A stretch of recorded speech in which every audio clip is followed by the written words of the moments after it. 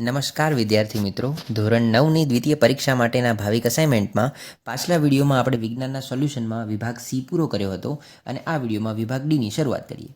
તો વિભાગ ડીમાં સૌથી પહેલો પ્રશ્ન છે, તફાવત આપો પરમાણુ અને આયન.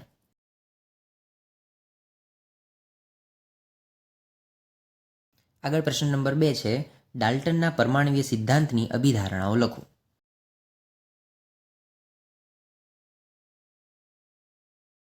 આગળ પ્રશ્ન નંબર 3, દ્વિઅંગી સંયોજન એટલે શું? એક ઉદાહરણ આપી આ સંયોજનના અણુસૂત્રનું નિર્માણ સમજાવો.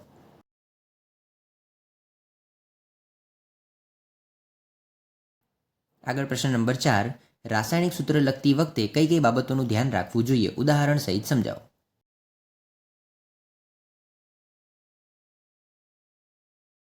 આગળનો પ્રશ્ન નંબર 5 છે, આયન એટલે શું? તેમનું વર્ગીકરણ કરો.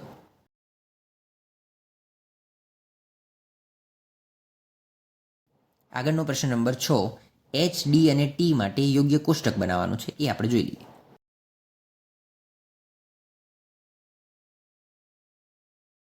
આગળ પ્રશ્ન નંબર 7, બોહરનો પરમાણુનો નમૂનો સમજાવો.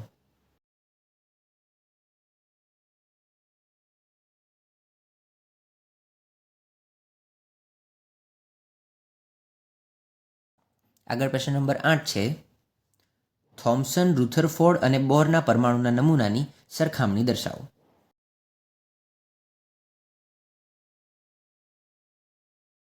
આગળ પ્રશ્ન નંબર 9 જોઈએ, પ્રથમ 18 તત્વોની વિવિધ કોષોમાં ઇલેક્ટ્રોનની વહેંચણીના નિયમો દર્શાવો.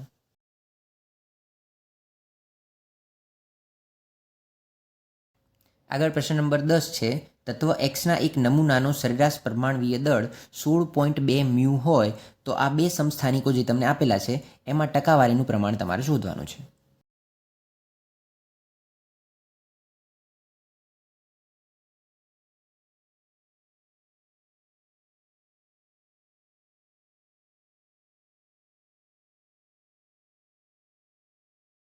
આગળ પ્રશ્ન નંબર 11 જોઈએ, બ્રોમિન પરમાણુના બે સમસ્થાનિકો આપેલા છે, તો બ્રોમિન પરમાણુના સરેરાશ પરમાણ્વીય દળની ગણતરી કરો.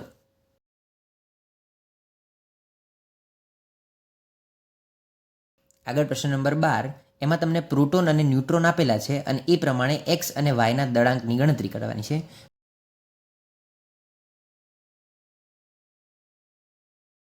આગળ પ્રશ્ન નંબર 13, રુથરફોર્ડનો પ્રયોગ વર્ણવો અને તેનું તારણ જણાવો.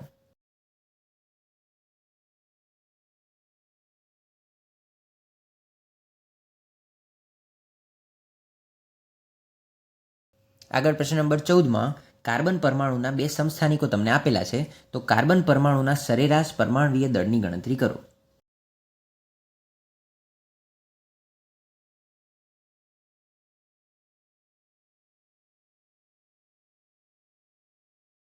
પંદરમો પ્રશ્ન, ઇલેક્ટ્રોન, પ્રોટોન અને ન્યુટ્રોનના ગુણધર્મોની સરખામણી કરો.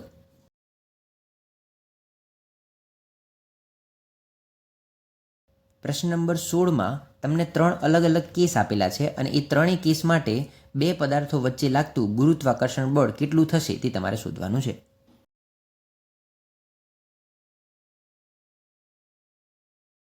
આગળનો પ્રશ્ન નંબર 17, તફાવત આપો દળ અને વજન.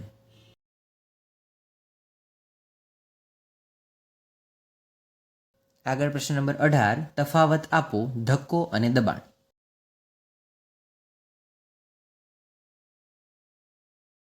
આગળ 19મો પ્રશ્ન જોઈએ, ગુરુત્વાકર્ષણનો સાર્વત્રિક નિયમ લખો અને તેનું ગાણિતિક સ્વરૂપ મેળવો.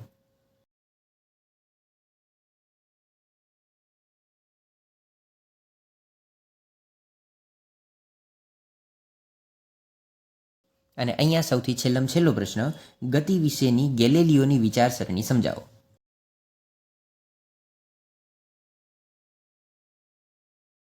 તો અહીંયા આપણું વિભાગ ડીનું સોલ્યુશન પણ પૂરું થયું.